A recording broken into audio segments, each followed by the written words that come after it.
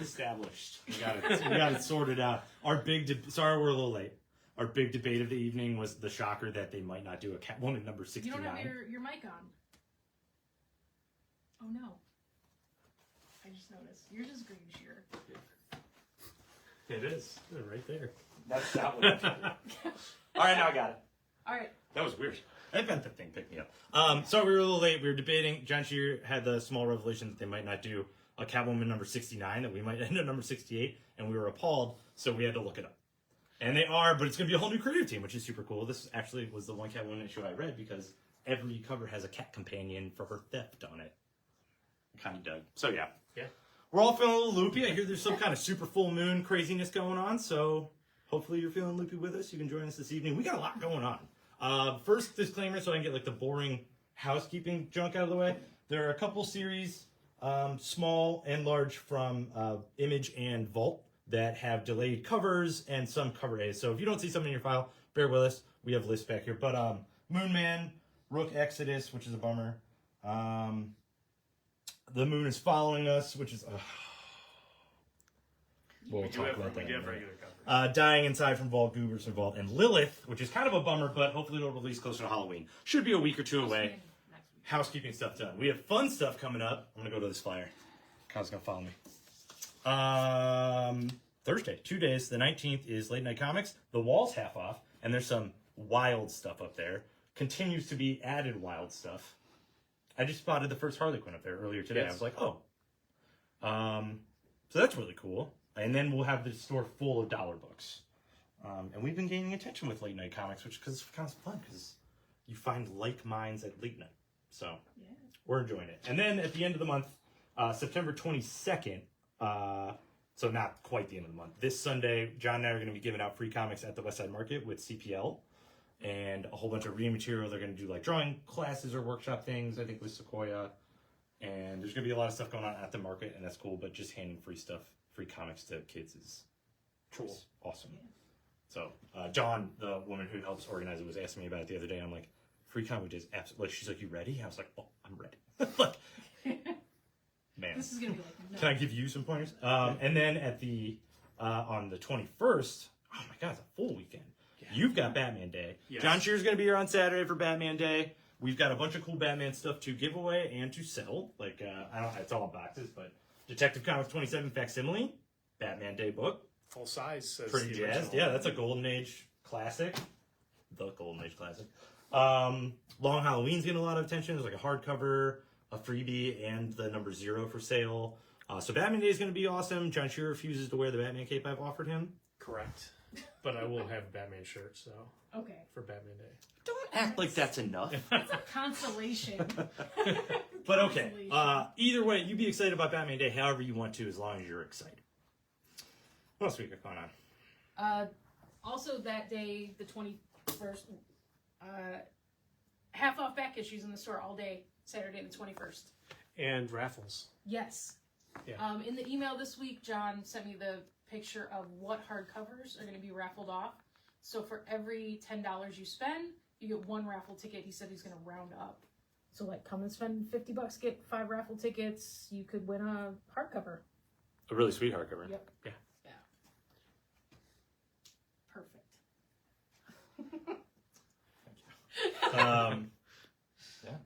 I want hardcovers. Speaking of hardcovers, you guys took my recommendations on Private Eye last week. So I figured I'd shoot for 2, maybe we'll go for a hat trick next week. I have 3 copies of Deadly Class, Volume 1 in hardcover. It's the library edition. It's the first 3 trade paperbacks of one of the finest comic book series penned in this decade. I'm looking at Andrew, but I don't think she's read. One of the only books I have a letter in. It's the most punk rock book I've ever read. It has great music references. It's about a school for assassins. Wes Craig does the artwork. He's doing a lot of Marvel covers, so you've seen his stuff very recently. I wasn't prepared to... it's too long in the tooth. I could go too long. All right. First appearances and then new stuff? Let's go. No one's wrangling me today. I feel off the chain. Yeah, you'll be fine. X-Men number 4 is the first appearance of the Upstart Part 2.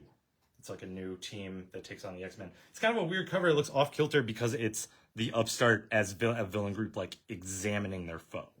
We figured that out. So. And then a really cool one, actually. I think our first appearance hardcover. Ooh. We have an open copy on the table. Feel free to check it out. The Joker, the World graphic novel is a kind of follow-up to the Batman, the World graphic novel. And it has first appearances of new Joker clones, copycats, Joker personalities from Germany and from Turkey. And I'll let John Schuer's going to gush about it, especially the first story, when we get to it on this side of the table. But that's it for first appearances. Kind of weird. Kind of fun. Keeping it funky. I forgot my coffee. Whoa, thanks for seeing you here. Cool. Start off with Image. G.I. Joe Real American Hero kicked it back up with number 301 with Larry Hama, and this is the collection of I think it's 301 through 306 or 307, so the first big story arcs in G.I. Joe since its resurgence. Yeah, we've got collected Weatherman Volume 3. I will be honest, I read Volume 1, I absolutely loved it, and Nathan Fox really kills it, and I haven't caught up on Volume 3, but flipping through this, it just looks like a great, bonkers, complete end to a Weatherman-like trilogy. So I will keep you informed. And then Maria Lovett's Crave, a complete miniseries in paperback.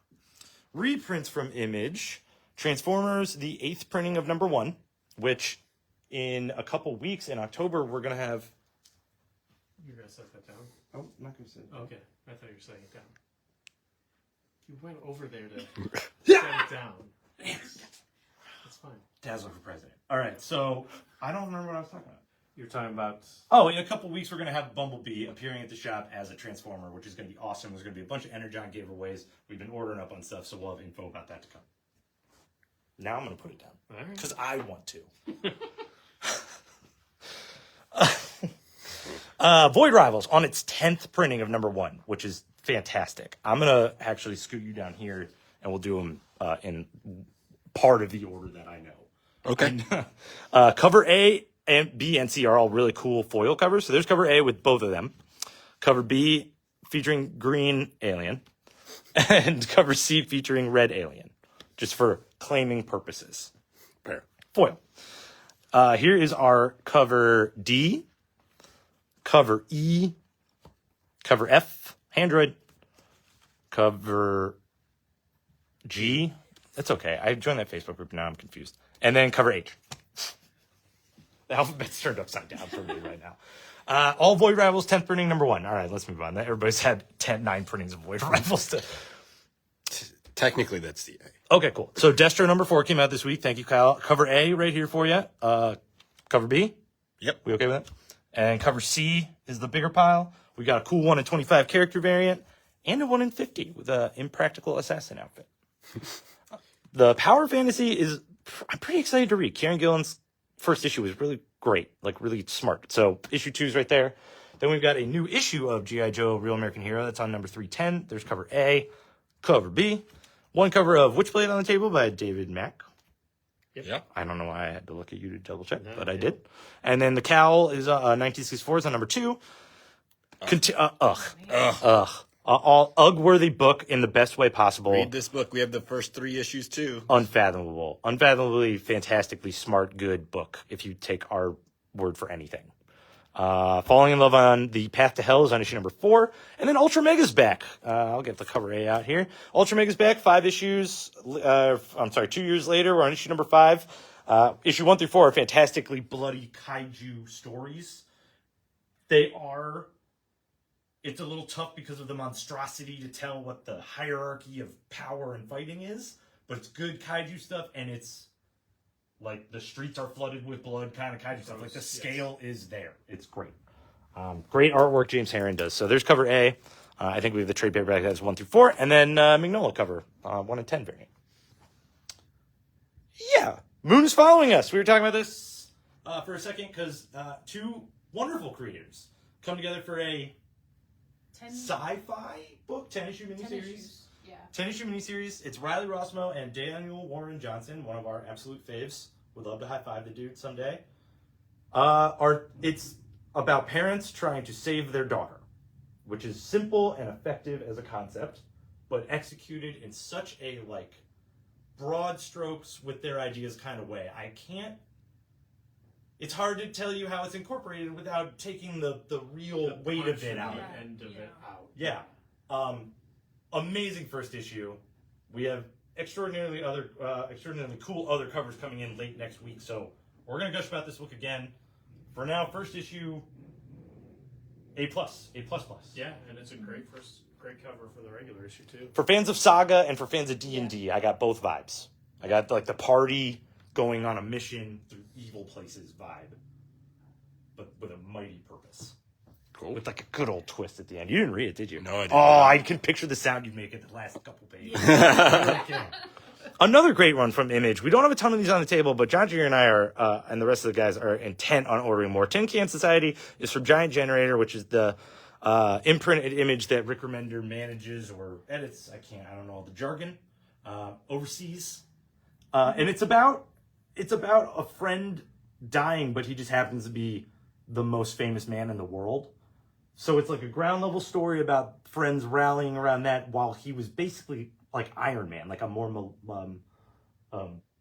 altruistic Iron Man. I don't know how to put it. It's a fantastic like coming of age story and a murder mystery, and it's gross. Yeah. Or honest. Honest. Great read.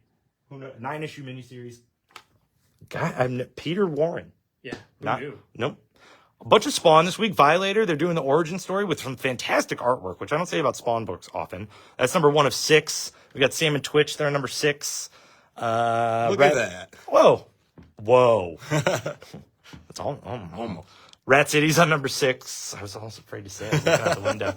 And then a really fantastic cover of Ice Cream Man number 41, which I'm getting slowly caught up on. Now we're into Marvel trades. You got Thrawn Alliances, the complete, 4-issue miniseries that just finished up. That's in paperback. Above that, a couple Venom books. A modern epic collection, Shiver. And then really cool Dave Michelini, Peter David, and Todd McFarlane stuff, including Trial Venom that you could only get when you sent away, gave money to UNICEF or whatever and proved that you did. So yeah. Proof of purchase. Remember those? Yeah. Next to it, we got the Venom ongoing series with Volume 7 in their trade paperback. Superior Spider-Man's Volume 2 for that. I think it wraps it up. Yes. And then She-Hulk is on Volume 5 for their paperbacks of the ongoing. Last collection for Marvel is a reprint of a epic Hulk collection. It's Man or Monster. And then we're into Ultimates. Ultimate X-Men number 7. There's your cover A with Peach Momoko. Cover B, what do you know? Peach Momoko. So specify in case you dig that purple like we do. Cover C is Wes Craig. Cover D, kind of a design variant. Yeah, it was like a sketch pad. I think it's her homework. I like that. Oh yeah, look, it's there's the desk. And then 1 in 25. 2 reprints from Marvel on the edge here is Ultimate Spider-Man 7 on second print and Venom War number 1, which we used to have first prints of if you're interested in, but a cool cover on the second print. X Factor's on issue number 2. We've got a cover A, a 1 in 25 variant. Very green. Very green. And then cover B. Vader is on its last issue. Bye, Vader. All the principal characters there. They're going to start it back up, I'm sure, when we get closer to the new year. So that's issue number 50, cover A, cover B, cover C, and a really great 1 in 25. I didn't actually notice the ghost hand. Man, so good. That's pretty cool. X-Men number 4, that first appearance I mentioned, we got 2 covers. We got cover A, and we got a 1 in 25 for a John Dudas was working this week, so reasonably placed 1 in 25. I feel like that's what His are always John Dudas looks like that when he's at the fire station, not doing comics. Waiting for Wednesday. Yep. X-Men number 4. Oh, another one. My bad. Cover B is Emma, and then cover C is your Stormbreakers. Cover D is a Sweet Godzilla. Are they teaming up? I think so. That's a team up. Cyclops is friends with everybody. Until he's not. Wolverine Deep Cuts on issue number 3. Spider Society up in the middle is on issue number 2. And we've got cover B with Spider-Woman. Incredible Hulk's on 17. Cover B is the movie cover. Cover C is Godzilla. And cover D is just plain anatomically awesome. Sad day for me. Half of why I'm throwing off. I don't know about Full Moon stuff. Deadpool's dead. It's a bummer. He's completely dead. He's like Uncle Ben. Batman's parents dead. His daughter takes over. So I'm going to stop reading Deadpool now. Yep. He's never coming back. That's not how comics work. Deadpool number 6. It's going to be cool for a while. If only there was something coming up next. Yeah, if only. Never going to read a Deadpool comic again. Black Suit and Blood number 2 for Spider-Man. There's cover A. Cover B. We've got, oh, cool, Deadpool's back. Hey, he's back. It's Venom War Deadpool number 1. He's fighting zombiotes, folks. And we got Dave Johnson on cover B. Venom War Venomous is on issue number 2, and I love that cover, honestly. That's pretty well. I like this name. I like them. Oh, I didn't Yeah. see the reflection. Okay, that's cool. One more Venom War. We have Lethal Protector. That starts off with issue number 1. All these are 3-issue miniseries, too, so nice and contained. And then cover B for that one. In the middle, over here, we got Avengers number 18. They're continuing with kind of their like intermittent issues, like building the team back up after a big event. Bloodhunt rocked them. So that's number 18, cover A. Godzilla cover B. You got your movie cover with cover C. Continue with the Ghost Rider on the Stormbreakers, cover D. Thanks. And then cover E. Big week for Ghost Rider, speaking of. Spirits of Vengeance number 1 kicks off another intermittent Ghost Rider series before another ongoing starts, but this one's a team-up book since there's multiple Ghost Riders. They got to help each other out sometimes. Cover A is great. Scotty Young's on cover B. Cover C. Cover D. And the 1 in 25 which continues to tempt me, so please someone claim it. And then one Marvel facsimile this week is ASM 260. Anything you want to add? It's fantastic. It's a legit one of the best Spidey versus Hobgoblin stories you will ever read. Cool. I'm gonna pop a couple more on that card. Big special 50th anniversary for Deathlock. I didn't read it. Deathlock's back. Deathlock's back. Yay. There is a set. I want Deathlock to be cool so bad. I never read good Deathlock, and that's on me. That's my fault. Avengers Forever. Oh, I'm mistaken. I read one good Deathlock. But Deathlock 50th anniversary, also apparent first semi-appearance of a Lady Deathlock, but it might also be a previous Lady Deathlock. Also, Girl Lock. there's a gigantic rat doctor, so it's worth it just for that. That's true. Well, there we go. Yeah, actually, that's kind of fair. Cover A for Deathlock 50th anniversary. Cover B is by Frank Miller. There's cover C. Cover D. Then we got a little bit of Infinity Watch, Spider-Boy Annual 1. Infinity Watch tie-in. There's cover A. Cover B. Is he on the Infinity Watch? I hope not. That seems like a bad idea. Even Cable's kind of questionable. And then cover C. Top row's all Dazzler. Beautiful Dazzler book. She's on the road. She's kind of rebuilding human-mutant relations through light and song and partying. Yeah.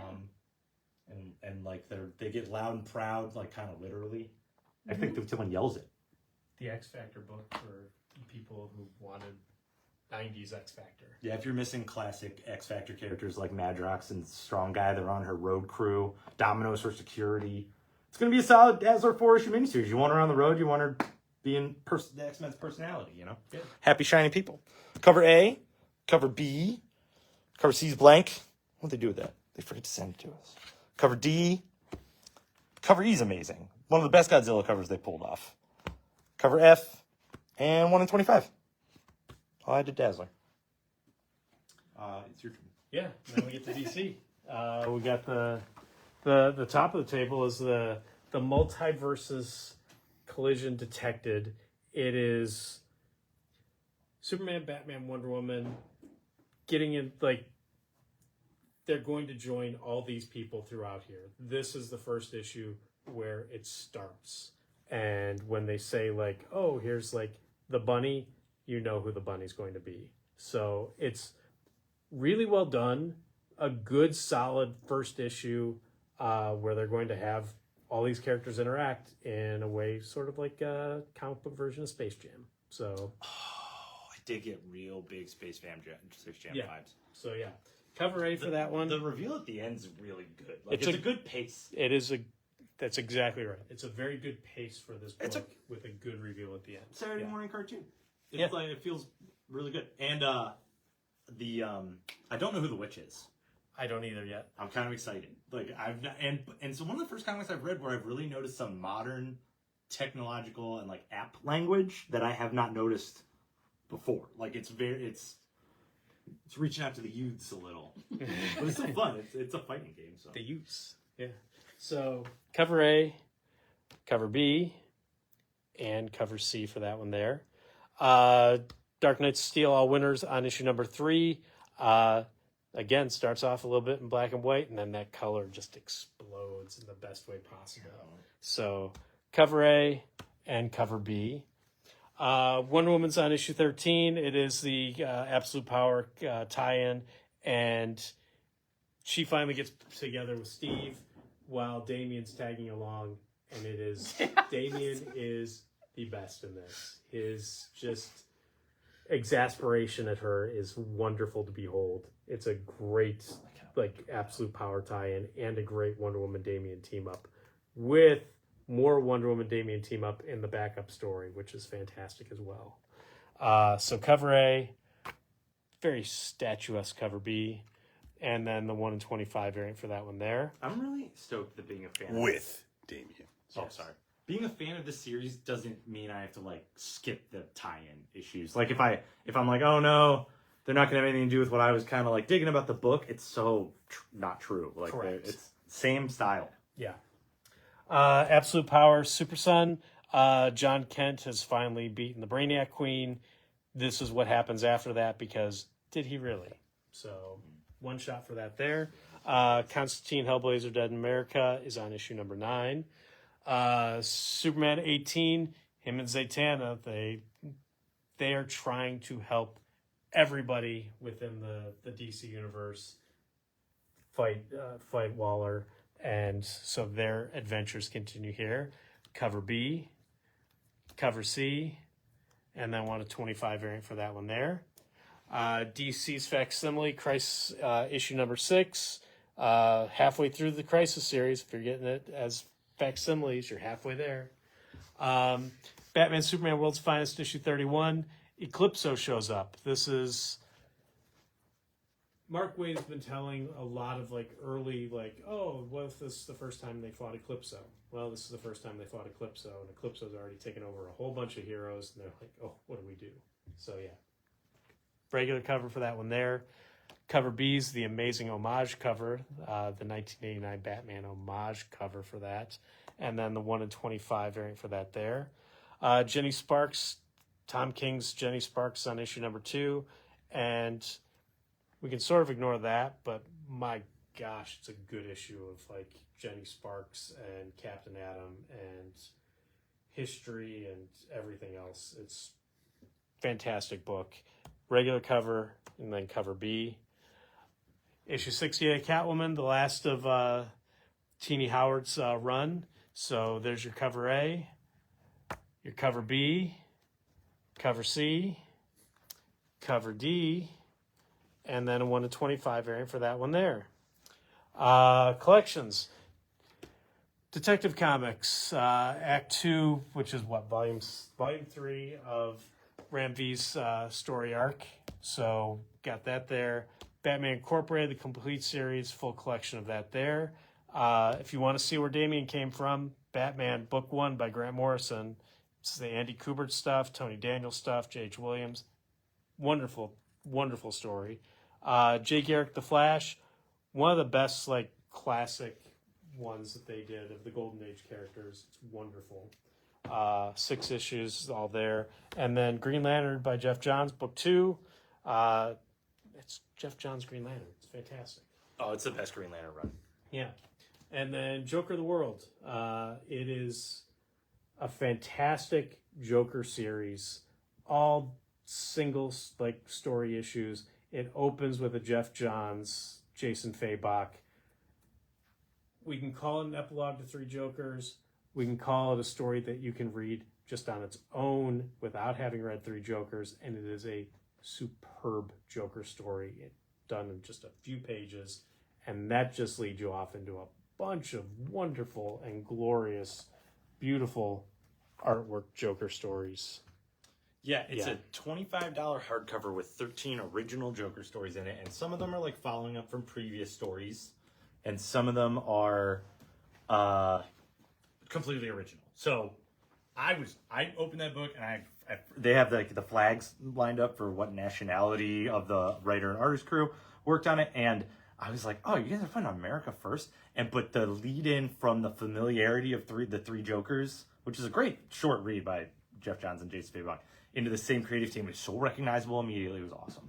I'm going to interlude a little bit because I wanted to point out some signs to you guys. These are relics of our era at the shop. You might see these on the table when you stop in for your books. We all 3 all four of us like agreed on what signs to put on stuff and the wording of it. And we really love these. I won't go too far into it. One's the best $20 you can spend, best under $20 you can spend. If you only pick up one book this week, and this should be it. And this book is awesome, 100% stat pick. So we use these signs every week. We love them. They're getting all curled up. They have our notes on the back from our like betting pool at night. So we decided to combine all three of them into an epic blood pool of recommendation. We love Beneath the Trees so much. Anybody who's watching this video this deep into it right now knows that we love it. The trade paperback came out this week. It is $17.99. This is the weather, the time of year, the season.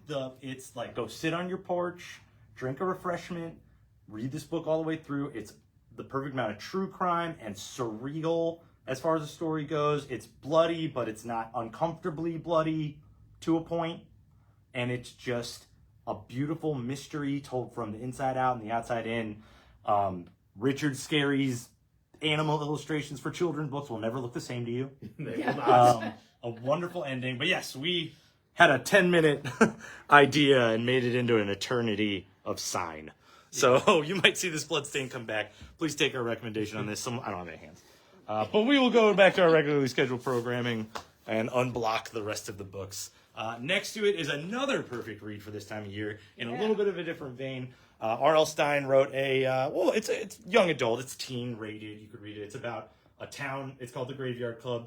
It's going to be a series of one-shots telling one big R.L. Stine story. And it's a group of teens who cause a ruckus around town, like easy stuff, but the town's surrounded by graveyards and all this spookiness that accompanies those. So, like, there's just graveyards. It's in a sea of graveyards. So, shenanigans in that way. Then we've got cover B for it. Cover C, which was a review cover, but it wasn't priced up at all. The book's $10, so it was a great cover to just put a cover price. We got the all art version of that for $12, and then the one per store, the unlocked variant for $15. Epitaphs from the Abyss has 3 more amazing stories in it. One's a good time loop one at the end, but this is on number 3. That's cover A. Awesome. Cover B with some amazing blue. We got 1 and 10. And then Paranoid Gardens from Gerard Way on issue number 3 for that miniseries. 1 and 2 over there. Really stoked to revisit this one. And then there's cover B by Stocco. Masked Macher is a period piece about a washed-up wrestler, which was weird to interact with at first, but it works as a story. And he has to get back in the ring for purposes to help the town. Or maybe not. I actually didn't read the part with the old lady talking to him. It could have been very nefarious. Donald and Mickey have an adaptation of 2 very classic weird tales. Walt Disney has adapted Fritz Lang's movie Metropolis from the 30s, and then Faust, in which Donald, instead of makes a deal with the devil, Mickey is as part of a dystopian metropolis with a dark underbelly. The artwork is fantastic. It's not what you would expect from a typical Mickey mini story. I'm ready to devour it. There's one in my file right now. Little Black Book from AWA, complete miniseries collected in trade paperback. The first volume of The Principles of Necromancy, which is also a perfectly timed release this year, this time of year. Just look at it. We've got Way of the House Husband, Volume 12. We've got a prolific career of a cartoonist from the Middle East collected in a total volume. He was alive from 1936 and then sadly assassinated in 87. But that's a big chunk of political strife years for him to recount. The Valiant Universe is resurging.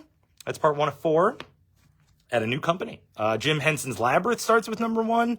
They're doing another miniseries. I think it's 4 or 5 issues. That was cover A. Here's cover B with the whole party on there. Negaducks on number 8. We got Thundercats Chitara on number 3. Rick and Morty Youth in Rick Vault. Always the most awkward. You got it though. I did, but they're freaking word combinations are like, I think they're just sitting there at a desk like, how can we screw them up this week? Yo. How can we do with this next one? Some amazing artwork. They didn't. I got it. I know. I practiced beforehand. Godzilla War for Humanity was a miniseries that I honestly overlooked because I'm not really a big little Godzilla or Godzuki or whoever that is fan. But the artwork in this book is unfathomably good. I picked an awesome page too. But like all of this color pops with like Japanese propaganda artwork almost. Like watch out for Godzilla stuff. It's really cool. Saturday Morning Adventures for Ninja Turtles, Volume 3. Pretty sure. Yep. And then they also have a new issue. So that number 17 is out for them this week. I always hate fighting a mummy.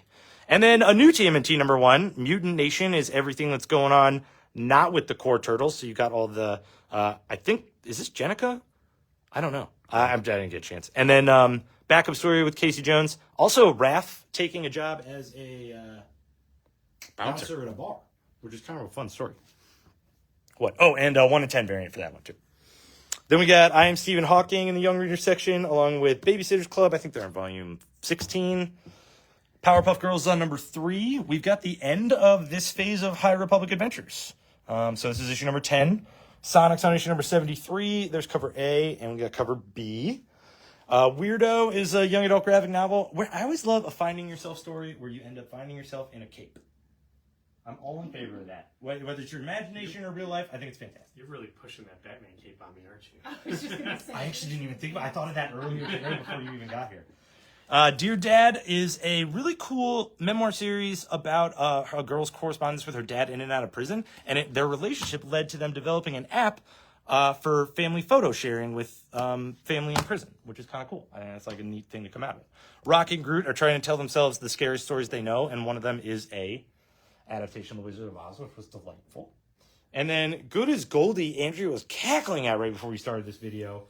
It's news cats. Like cats doing news in their house. Breaking cat news adventure. One disguises itself as a raccoon to go on an adventure and like report on the raccoons. And then there's also little paper dolls in the back. Oh, I love it. It's super cute. All right, we're going to keep with the cat books at this shop. Yep. Thank you for sticking with us for the big table. Don't forget, we are putting out new back issues, even though they're going to be half off so much in the next few weeks, starting Thursday this week, Saturday this week, and we're giving away free stuff on Sunday at the market. Enjoy the rest of your Tuesday night, and we'll see you on Wednesday for your comic books.